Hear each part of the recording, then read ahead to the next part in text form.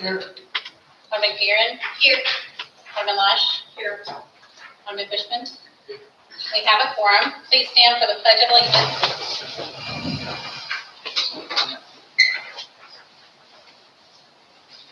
I pledge allegiance to the flag of the United States of America and to the republic for which it stands, one nation, under God, indivisible, with liberty and justice for all.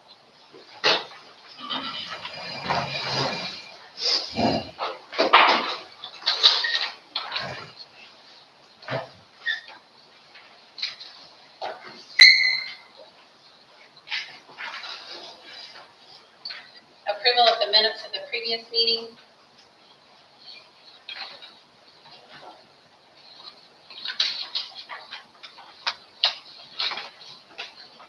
I make a motion to approve the minutes of previous meeting, July 15th, 2025. I second. Aldermen Commission to approve the minutes from July 15th, 2025, regular legislative session. Alderman Guerin, second the motion. Alderman Arledge. Yes. Alderman Guerin. Yes. Alderman Losh. Yes. Alderman Bushman. Yes. Minutes of the previous July 15th, 2025 minutes have been approved. Approval of the July 2025 utility adjustments, there are none. Approval of the July 2025 financials. I make a motion for the approval of the July 2025 financials. Second. Alderman Losh makes the motion to approve the July 2025 financials. Alderman Bushman, second the motion. Alderman Arledge. Yes. Alderman Guerin. Yes. Alderman Losh. Yes. Alderman Bushman. Yes. July 2025 financials have been approved. Do we have any public comments, sir? Yes, Deborah Brewster. Okay. Give you this handout. Someone refer to it. Okay. It's just oh, I have one more. There should be none. As to the fact that I do believe facts matter, and I think for some news I'm about to share, I think that we should have perspective. What's it mean for our business to be here in Sparta, which is Muddy Creek Corral, block over on Highway 14. Just, you can see the date, the amount of money that we pay for our liquor licenses and business licenses, $800. Our sales tax paid just for May, June, and July, denoted in the report, as well as our property taxes we've paid since we've acquired this property, which is fairly recently, the very tail end of 23, right before the year end. If you add up all these columns, just what we have financially brought in, contributed to the city, those above items come to $51,284. I apologize, that's correct. Our wages for 2 months and 1 week, we paid out $51,284 in wages to primarily residents of this city, or very, very close neighboring. I mean, most of our employees have the privilege of even walking to work. Adding those expenditures that we have spent, which does not count about just under $750,000 cash renovating and working capital to get this building to this point. Just those items come to $67,934. Now we're talking in a very short window of time. We are faced with the dilemma. We put our building up for sale, shutting the business because of the hostile environment that we have experienced here in this city. Without fail, it seems that almost every other day I have the privilege of the Sparta Police Department coming and parking directly in front of our building, parking across the street and shining their headlights into our facility while patrons are coming to dine and to eat.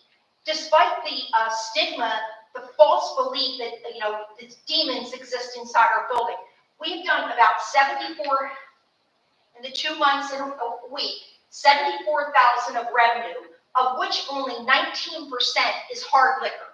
That comes to $196 a day. I think facts do matter.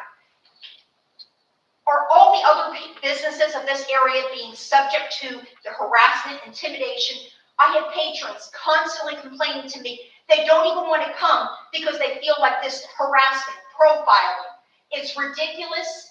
I can't even express to you the financial loss that we will take as this business, because if I don't sell it, I will be shutting the doors down. I can't carry it. We only did 74,000, but I've had just those few cost 67,000. That means every month I dip into my pocket 15,000 to keep paying payroll, buying food, paying utilities, and every other thing it takes to run a business.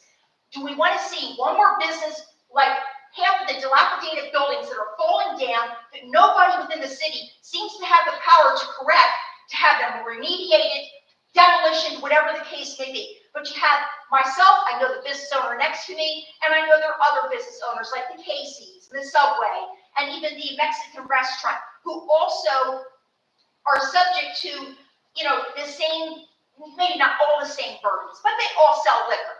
And that's the only thing that I could possibly attribute this kind of things. I've had a manager from Casey's tell one of our cooks that they were often out to go to see who they could pull over for Muddy Creek Corral. This is unacceptable. It's profiling, whether it's legitimately, yes, they can operate within the city limits, but to do this, to put that kind of emotional torment on patrons is ridiculous. Not to mention the distress, financial hardship that is being directly inflicted to my business. And I have brought it up to Misty, and I believe she has made an absolute effort. I've told her time and time again, our employees and other people have said, hey, what's going on? I seldom ever even go sit on our outside patio. I'm a non-smoker. That's our smoking area. But the 1 or 2 times I'm up there, literally could be at the end of our day where it's taking 5 minutes to unwind from working 14 hours. The police park directly across the street, right in line of sight, watching us, like as if we're some deviant criminal. Hardly anything from that is factual and true. And like I said, if you think that Casey's and the liquor store and whoever else happens to sell liquor, when our sales average $196 a day, and these are reports that are filed to the penny with the state, documented by receipts and everything. So whatever is this false ideology, the next business, you're either going to set them up for failure. Now, I have a buyer who came here to buy my business because I was willing to take a $250,000 loss because I can't keep funding something that's running me $15,000 a month negative cash flow. That buyer came on Saturday, our second bike night. He happens to drive a $130,000 bike. His family came on bikes. They probably had $500,000 in motorcycles. He said the second he hit, the police tailgated him in. He said, this is ridiculous. Needless to say, that possible buyer who owns another sports bar and another more of a bar and a sports bar that serves food here in Christian County. I know several people know who I'm probably talking about. We've been under 4 days of negotiation. That deal may blow up. I may be forced to insolvency. But no matter what happens to me, my life will go on. Again, broke or not, it's going to go on. But I don't think it's fair for any business to come into this city to be subject to that type of abuse. And that's my first complaint. And my second complaint is, you see how much taxes we're paying. Why is it that a concession truck can come? They're not even paying a peddler's permit. They pay nothing. What documentation do you have that they're employing any employee in the city of Sparta? Most of them are outside the city of Sparta businesses. What sales taxes are they paying that you're documenting? No peddler's fee, no permit fee, and yet that steals money from Subway, Casey's, and the Casey's Pizza, Subway sandwiches, the Mexican restaurant, Jake's Chinese food. Every one of them are a victim of poor policy, and it's unprecedented, unequal treatment, and it's wrong at every single level. So, as my demise may happen very shortly, I'm hanging in there every day by the shoestring, waiting till my bank account goes to zero. I just want you to ponder the actions and the policies that are in this city and how hostile they are in reality. And that's pretty much all I have to say. Thank you.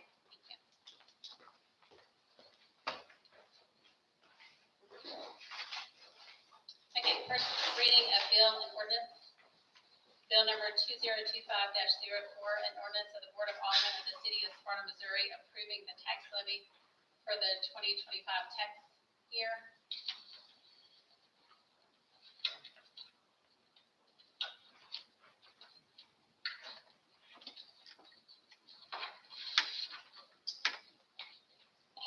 I make a motion to place bill number 2025-25-004 on its first reading by title and description only. I'll second. Alderman Guerra makes the motion to place ordinance 2025-04 on its first reading by title and description only. Alderman Bushman second the motion. Alderman Arledge. Yes. Alderman Guerin. Yes. Alderman Losh. Yes. Alderman Bushman. Yes. Bill number 2025-04, an ordinance of the Board of Aldermen of the City of Sparta, Missouri, approving the tax levy for the 2025 tax year.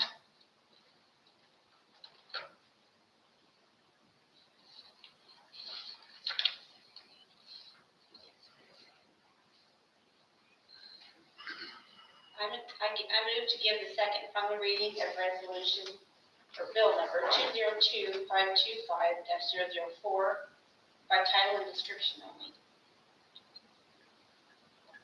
I second.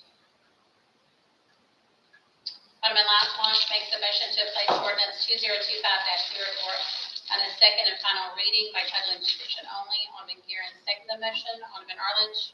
Yes. Alderman Guerin. Yes. Alderman Lash. Yes. Alderman Bushman. Yes. Bill number 2025-04, an ordinance of the Board of Aldermen of the City of Sparta, Missouri, approving the tax levy for the 2025 tax year.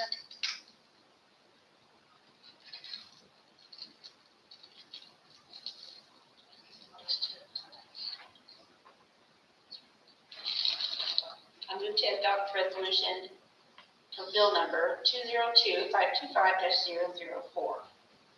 Second. Alderman Lash makes a motion to adopt ordinance 2025-04 by title and description only. Alderman Bushman second the motion. Alderman Arledge. Yes. Alderman Guerin. Yes. Alderman Lash. Yes. Alderman Bushman. Yes. Ordinance 2025-04 is adopted. There are no resolutions or ceremonial matters.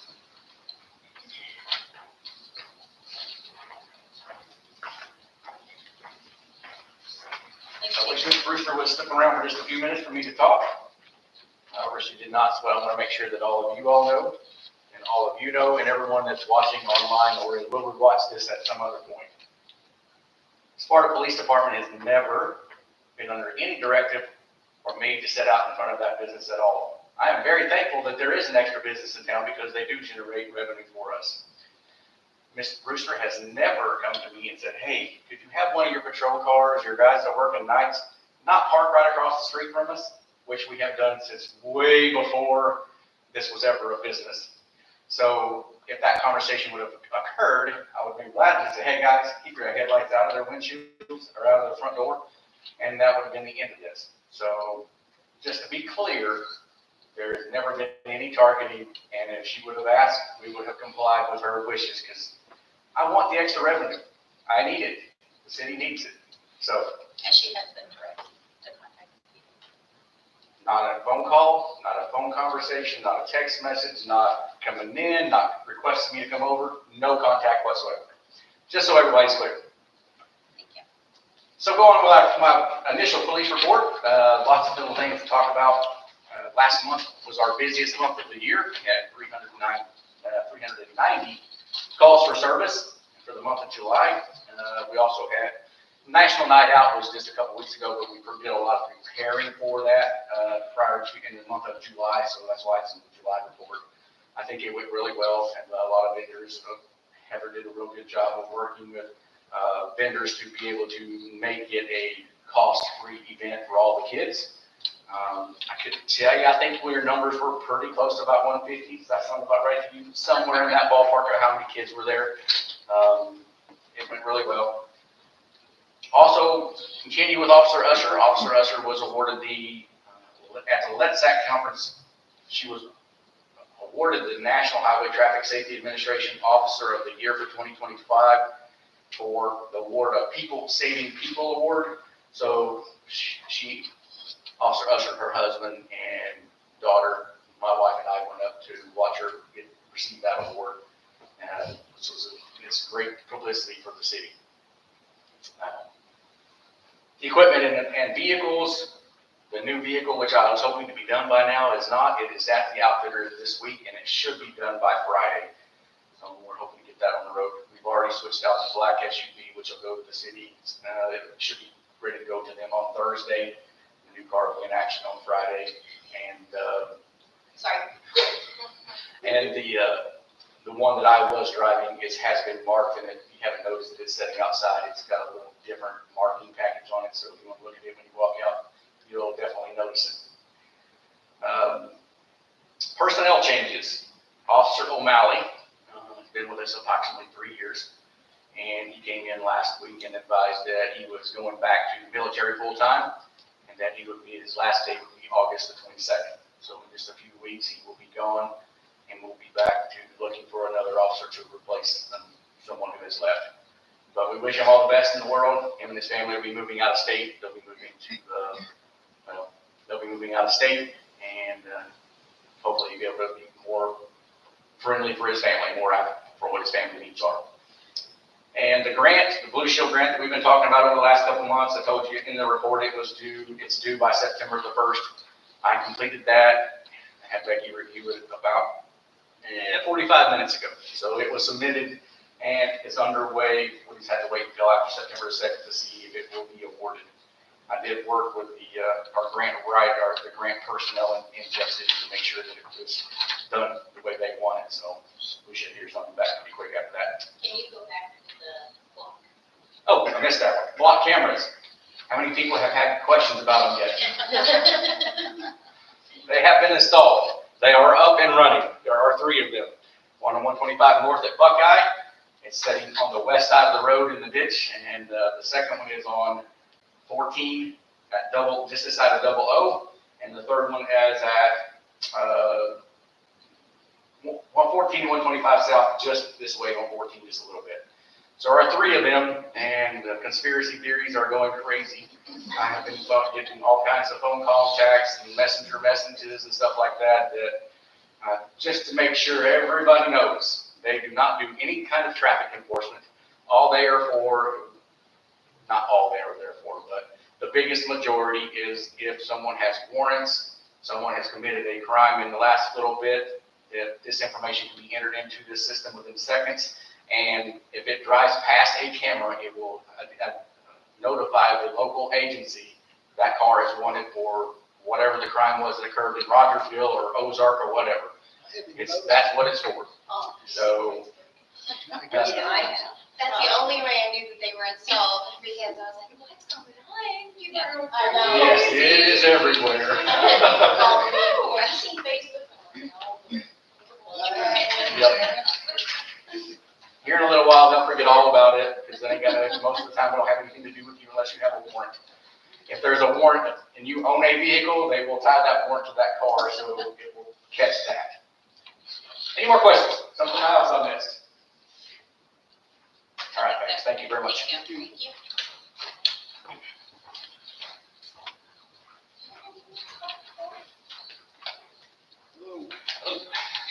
All right, so park will be closed September 8th to the 15th for water and sewer trenching to the new building location. So we're thrilled about that.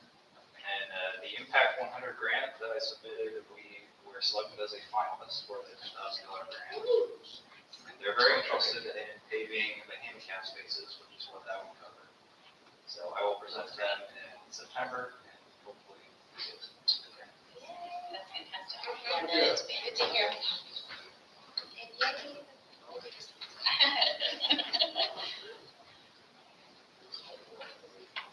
They have not started to go because the water rain, so what he was waiting to do was when his contract is short out with the houses, instead of having them come out individually, that they will do that when they do that up there, but because of the rain, they're going to go higher. So he's hoping by late year, because the worst case scenario is spring. Well, they have the rain, but they did, I did notice that they did, he was like those roads and stuff, stuff that he's like, so I'm really hoping we have. But yeah, but we're still on track. Good. Okay, and you guys can kind of look over the building department. Robert is on vacation. Yeah, I'd like to mention that we have started contact certified letters and for the building. That need to be taken care of. We have sent out certified letters. We started that process. Okay.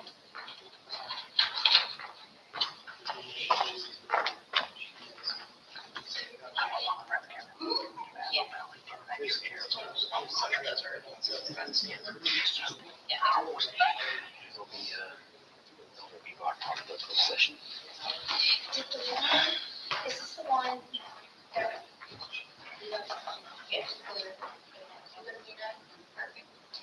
thought it was. No, I haven't. Yeah, I haven't looked. I need to look. I think We put it on here.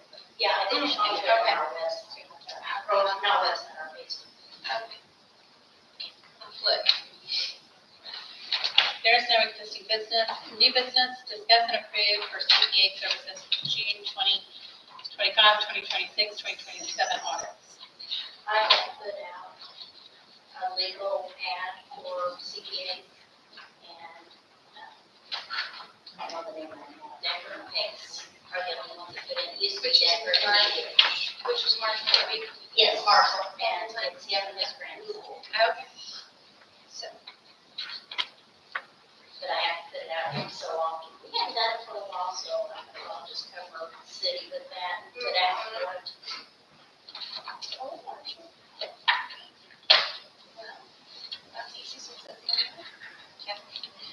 I make a motion to approve CPA services for June 2025, 2026, and 2027 audits. You'll have to. Yes. For Decker and Pace.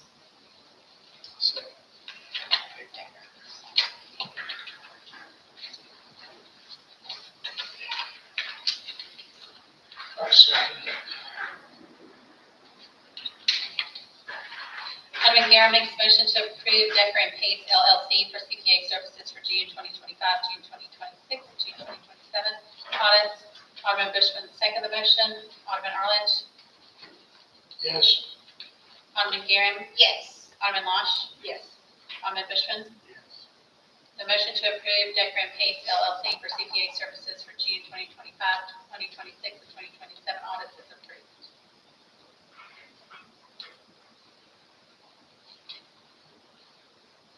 Okay, discussion and approval for assuming, Need to come down and say. so discussion and approval for assuming Farmer Lane road care and maintenance according to the ordinance number 454 attached.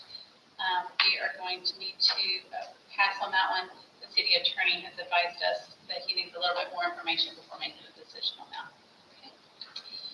Discussion and approval by Richard and Sherry Childers regarding Millbrook subdivision and Farmers Lane Road. We're gonna, again, that kind of goes with 8. We're gonna pass on that one until more information is obtained.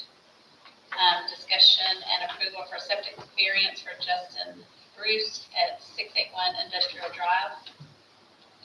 And attached. I see he got his approval. Yes, you got his approval, so we need to look for it.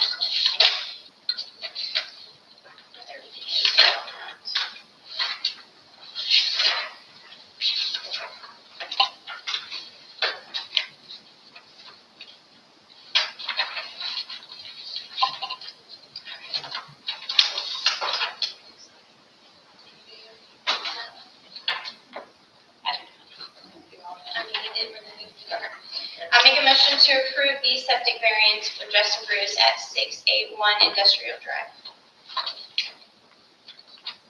I second. Alderman Guerra makes a motion to approve the septic variance for Justin Bruce at 681 Industrial Drive. Alderman Marsh, second the motion. Alderman Arledge. Yes. Alderman Guerin. Yes. Alderman Marsh. Yes. Alderman Bushman. Yes. The motion to approve the septic variance for Justin Bruce at 681 Industrial Drive is approved.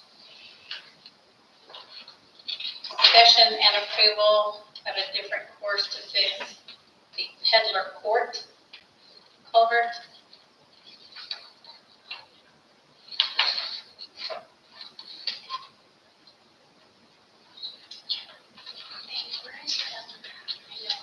That's right behind that. I got you. So it's a Peddler. Any copies? Yeah, sure. So you need some more information on this. Okay. So right there. I go for it. That culvert is paving. Yeah, that's right. Is it ready to sign? Good, how are you? Yeah, so back a couple months ago now, we took bids on replacing culvert, Peddler, trying to get what was crushed, 72-inch standard CMP culvert that was crushing in the middle and had some tear to the culvert itself. Had received bids on that. You had 2 bids. Honestly, they were both really high, which at that time and throughout the past year, we've had some instances like that where you don't have a lot of bidders on things. Sometimes bids come in quite a bit higher, like many things these days. We're kind of paused to look at it, but that's kind of been the trend. So you had pretty high bids, but the low bidder, Zero Road Tech Construction. And so you had to kind of prepare to get new culvert installed and looked at materials and such. Had some issues with material supply on that. He's working on a project in the area and has been for a little bit now. And so timing worked out good for him. But he took another look at that, felt like in his experience that he might be able to go in and replace the intersection of the CMP and then basically create a concrete bridge around it to stabilize it in place. So we had asked him to provide some information on that and also pricing for what it would be to do that. Though his original bid seemed fairly high to me, at the time his repair costs to do this, he did a really good price, I felt like, for what he was offering to do. And so after discussion, we wanted to make sure you get the opportunity to review that, consider that. And this would be a repair versus replacement. You would always have the portions of the culvert that are undamaged in place. Part of the reason the culvert failed to begin with is there's a lot of cover on it. So it's not ideal condition, but indeed, if you can wrap it with concrete, it's going to stabilize it quite a bit. His opinion was you could get many years of life out of it still. And you maybe allow bidding conditions to change down the road if you do need to replace it and try to optimize and reduce the structure right now. And so, again, he provided a cost to basically repair that culvert. It's more in the $30,000 range, so it'd be substantial saving on the bid price, which was over 100. We had a lot of, in replacing the culvert and getting that cover on it with the new box culvert, we had quite a bit of ditch work we were doing, as well as replacing quite a bit of riprap on either side of that extended stretch. There's no doubt that would serve the city well for decades, but this is such a good opportunity that I think it's worth considering. And so we'll bring that to you guys, especially in light of other expenses, including Farmers Lane, that you may want to use some of those funds for.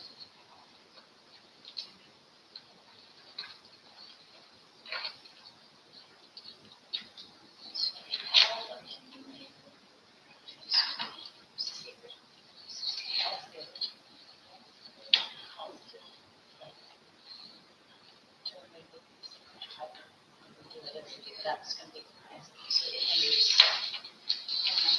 Oh, that's the other. So I think what the hope was, the contractor was if he could approve a not to exceed value, he could make it even $40,000. But give him a not to exceed value, modify the original contract to that amount to allow for a repair versus replacement.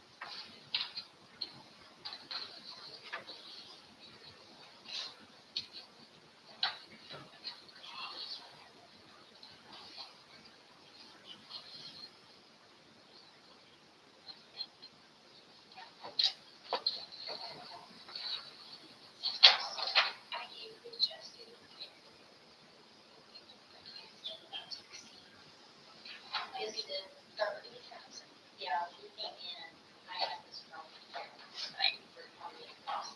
So, and he said that's what it cost to repair. So not to exceed that price. Right. That was my understanding. Right, your understanding.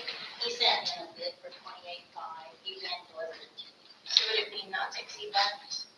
I would round up to the, maybe 30 or, you know, 40. So I think once he gets into it, I don't know, he's getting quite a deal on it, honestly, I think. And so, knowing it's quite a bit savings off what his original value was, we'll review any fair requests he would have, and so we can make sure that he doesn't, you know, exceed what he needs to. Right. But his off-the-cuff pricing was that 28.5, but I really think there's quite a couple things he's gonna add in there before all said and done. And so that would allow us to be able to adjust a couple things without doing a change order. Right. So again, No. no, but No. I also understand the importance of, you don't want to give it too much latitude either. And so I think anything in that 30 range to 40, anything in there, I think is very reasonable, and I think can be accomplished for that. That would be my number. Not to exceed 40. 35? You know, there, Happy medium? no, that's probably why. Yeah, contract. Tell me how this works. Yes. No, Repair? And I would, we would be happy to review again, as he does work, let us review it and review his fair requests, and we kind of make sure that in this case, we're adjusting something on the fly. We try to make sure that he's, you know, being responsible about these doing things.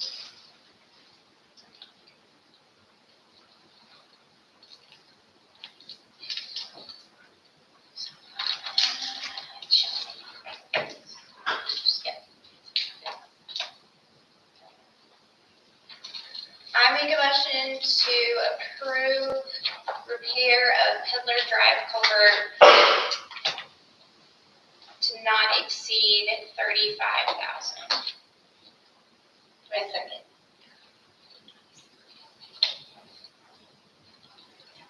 I'll second it.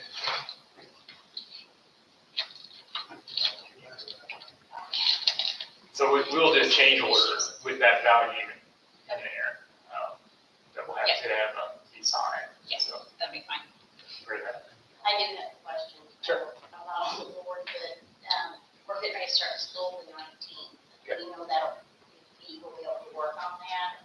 I think, and we talked about that with, just because his schedule got pushed way out, you know, behind there over the summer, I think, but, he thinks he can do it fairly quick, and he could probably do it, you know, where it's not a huge inconvenience to school buses. We probably have to coordinate a couple of days, especially pouring concrete, you can give it a few days to set Yeah, up. that'd be fine. So there might be a week in there at some point where the school buses need to do an alternate route other than using Peddler, but I think there's workarounds for that if they know it's, you know. There is.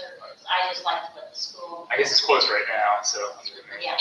Yeah, but I know the intent is to get it open as soon as we can, and so when his intent, talking to him, he understands it's important to get that road open. Yeah, and one thing that was helping with the expense when I talked to Mr. Marquette was he's still working in Millbrook now, so his equipment's there, so that helps. That helps. That is not. A lot, yeah. Yeah, it does.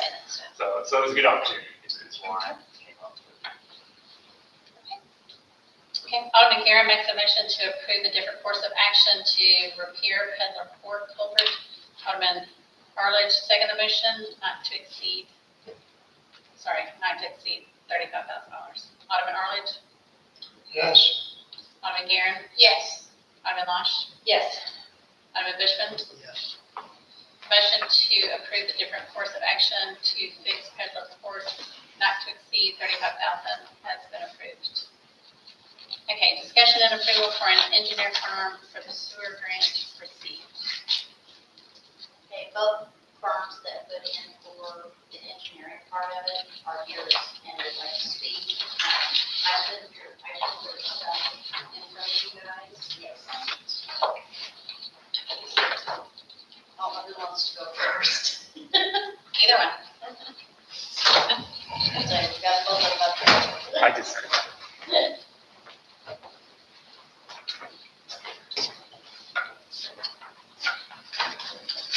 Well, Mayor and Board, we really appreciate the opportunity, and just wanted to start by saying thanks for allowing us to come tonight and Thanks for the opportunity to potentially work for you all.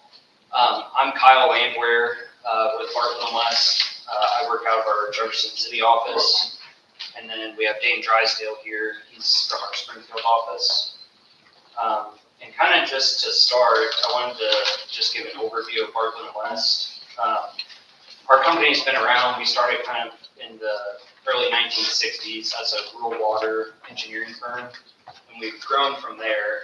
And our service area is throughout the Midwest, so we kind of go between Kansas over to Illinois, and then up into North Dakota and down to Texas. That's kind of our service area. And we've got about 20 offices now, and hopefully you all had a chance to take a look at our statement of qualifications, but what Dane just handed out, it's kind of a high-level highlights, the things that we feel are important about Bartlett West. So first thing is just our size and redundancy. Dane and I are both part of our water group, drinking water and wastewater. So within that group, we've got about 90 professionals that can serve your projects. So we feel like we have good redundancy, good expertise within that group to serve your projects.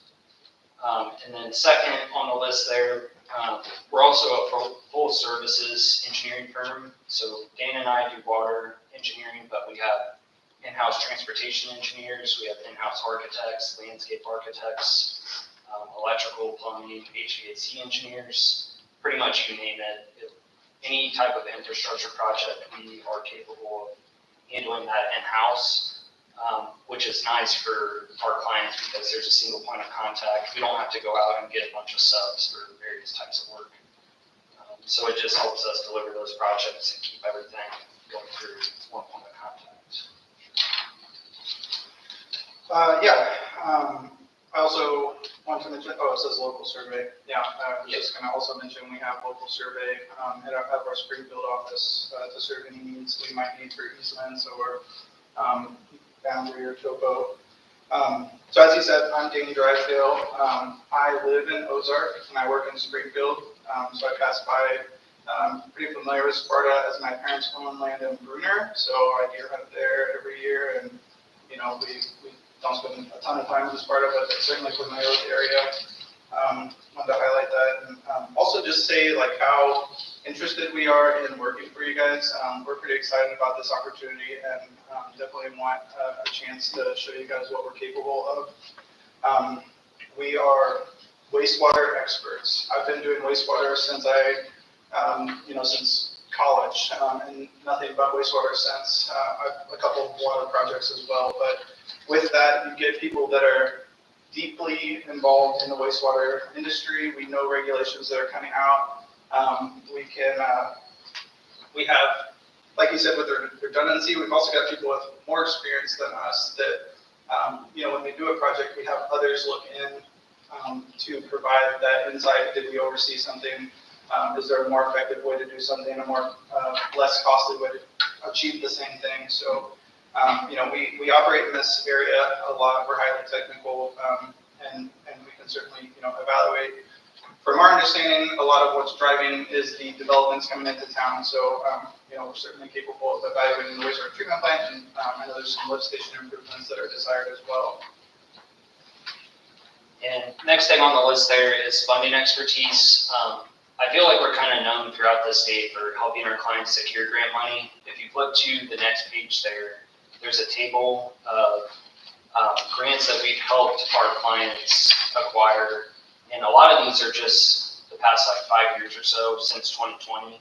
And if you total all those up, they come out to about 75 million. So like I said, we're kind of known, and again, that's just grant money. That doesn't include the low interest loans and other financing mechanisms that we help our clients secure. So like I said, we're there throughout all the stages of that process. I know it can be cumbersome, as I'm sure most of you know. Getting that grant money, it involves a lot of steps, but we're there for you to help you fill out the grant applications, work with the funding agencies. There's a lot of paperwork involved, and we can definitely help you with all of that and have tons of experience. If you look at that list there, it's not just one program. I mean, we have experience in any program that's out there to provide money for drinking water and wastewater projects, and we do it every day. Yeah, and that 75 million that we've secured over the last 5 years is just water, wastewater in Missouri. So, I toured the wastewater treatment site with Robert and Micah, and we understand the Shriver system that you're currently operating. We've designed a Shriver before. We're very familiar with it, and the process that you have there. Additionally, with the wastewater lift stations, whether you want to get away from the vacuum prime pumps that kind of have trouble with, we can certainly evaluate and design submersibles. If you want any telecommunication setup to where we toured around and Micah had kind of said that sometimes no one will call in a red light or he doesn't know about it for a few days. And so, I recommended there's a couple different options. You can get just a dialer so it can notify you and you can get on it a lot quicker. Last thing, just wanted to offer, in addition to all of the examples we gave there, we're happy to share any actual plans if you want to see our work product. As engineers, our job is to make quality plans that a contractor can follow and not mess up. So, Question. Doesn't our SCADA system, isn't it supposed to be sending us, I know it does on our wells, if there's a problem. I thought it was connected with our wastewater treatment plant too. perhaps, from my understanding, Micah said there's no communication on the actual lift stations. So there's a red light to notify that error, and I was just under the impression our SCADA system was supposed to notify them also when the lift stations had problems, but I might be able to contact them. yeah, you'd have to tie those in directly. You could do it with radio, with a direct line of sight. If there's not a direct line of sight, that radio transmission is going to be a little bit difficult. So a lot of times they will just do a cell phone dialer with its own, plan. But from what I talked to Micah about, those are not tied in and do not notify them. I'm glad to know that we can take care of that. Yeah. So yeah, there's a few that are really common, and we're very familiar with the manufacturers and reps in the state, so we can offer different systems to talk about the pros and cons. And the way we operate is we really like to bring options to the table and it's your system. We want to inform you of what's going on and what we've seen worked well in the past, and then have you guys decide. We don't want to force things on you I'm not going to write a report without your input on it. It's your system. We want it to be your recommendations that we're writing down. We're just going to lead you to those decisions. One more thing with all the equipment and manufacturers, we have these relationships with the manufacturers of the equipment, and we like to allow for several. And what that does is it creates competition in bidding. You don't want a situation where you might list only one or two, and then you're going to get higher bid pricing because they know they're going to get it. So we try to keep it somewhat open, but while also, we want to value your input too. So if you have one you really want to go with, we can do that. But we try to keep things as cost effective as possible, and that's just one of the strategies. Do you guys have any questions for us? I think I have any questions. Well, again, we certainly appreciate the opportunity, and thanks again for letting us come meet with you all tonight. Absolutely. Thank you. Yeah, thank you. Thank you. Yeah.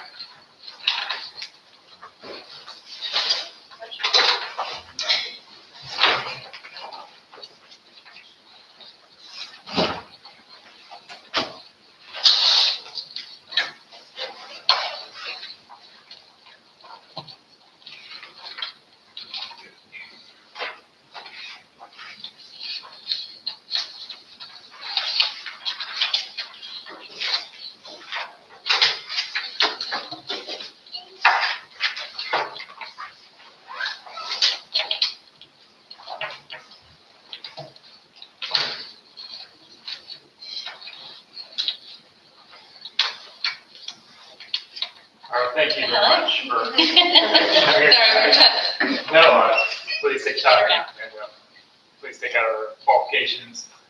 Again, I appreciate the opportunity to be here tonight and see everybody.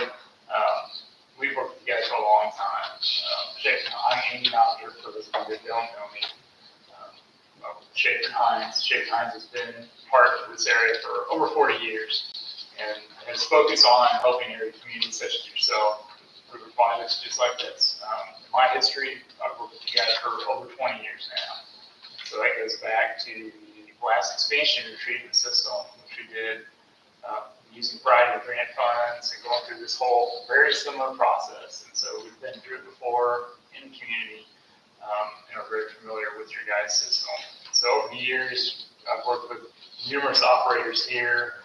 We've heard the joys and the tears and the unique stories that are part of the lore, I guess. But that familiarity we have with the system, we understand this project is about establishing basically a basis for you to look ahead to the future, figure out what your priorities are and what those priorities are going to cost. So we'll help you go through that and help you look at both your collection system, your sewer lines, your lift stations, your treatment plant, and come up with what the needs are. Doing that with your operator as well as with our staff and looking at records that we'll produce by video and other methods. We realize that stormwater is a huge focus on systems like yours. It's been an issue in the past for you. We know where some of those places are where you're getting stormwater right now. We know in the past where you've had issues with manholes and areas that have a lot of drainage that don't have covers on them or have faulty tops and that puts a lot of water in that you're treating. You're paying to treat that, and those things are burdening the system. So we're going to help figure out those areas and how to repair some of those, as well as some of the times where you have sewer connections that are leaking, maybe don't put it in quite right, but disclosing some of those, and so that'll be part of the process. On the plan itself, as with some other communities in the area, you guys have potential for a lot of growth, you guys growth. And we see that being a huge opportunity in the future. If we can have the capacity, if you can have the capacity to allow for more developments, that's going to be a great thing for the city. You're going to be a great location, I think, to, of course, developers. I know in our office alone, we've had several developers talk about doing developments over here. I think it's just a matter of time before more and more want to kick off. Using a big plan around you, and those opportunities will be there. And so we're going to make sure we look at how to support that, as well as meeting our requirements.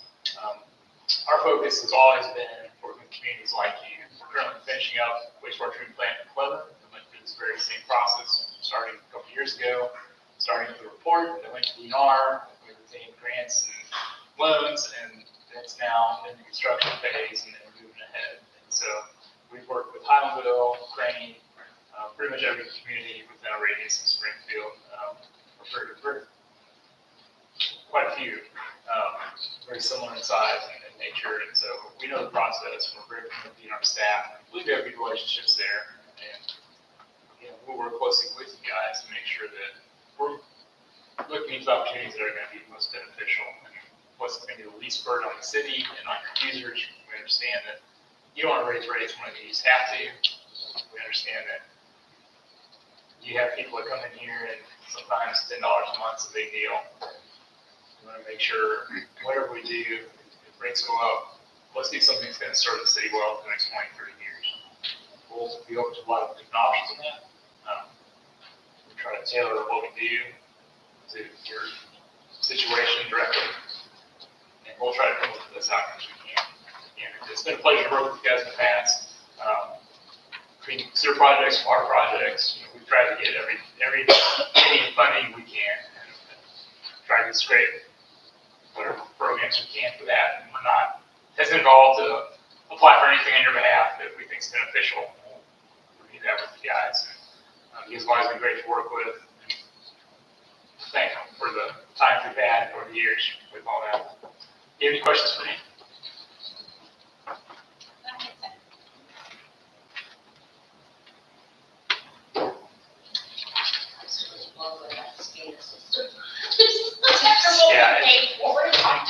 And so you've got the SCADA at the plant, and it does allow some communication, so you do get alarms from the plant, but your lift stations are not all tied into that. You can't. So that's part of the process of the report, and that's a very, it's the up on. That can be done by jetpacks with phone numbers. There was That's one. our water. Jetpacks with phone numbers attached to it. Different ways to do it, but yes, you can put any phone numbers in there, but they can I've fill got it that. out there. But questions come up and stuff like that, and let us know, we're happy to assist where we can. Thank you. Thank you. Thank you.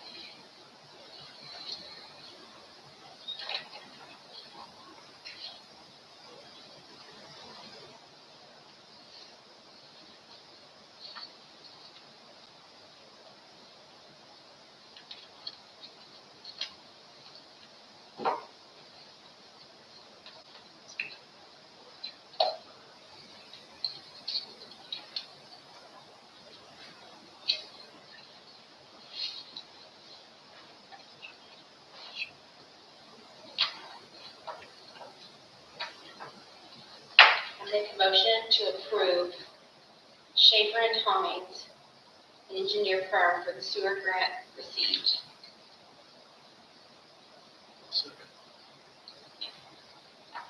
Alderman Marsh makes the motion to approve Schaefer and Hines Incorporated for the sewer grant received. Alderman Bushman second the motion. Alderman Arledge. Yes. Alderman Guerin. Yes.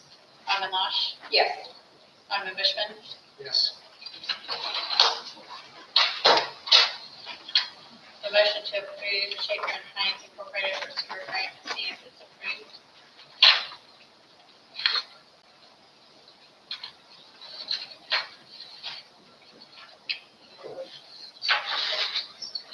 make a motion to enter into closed session.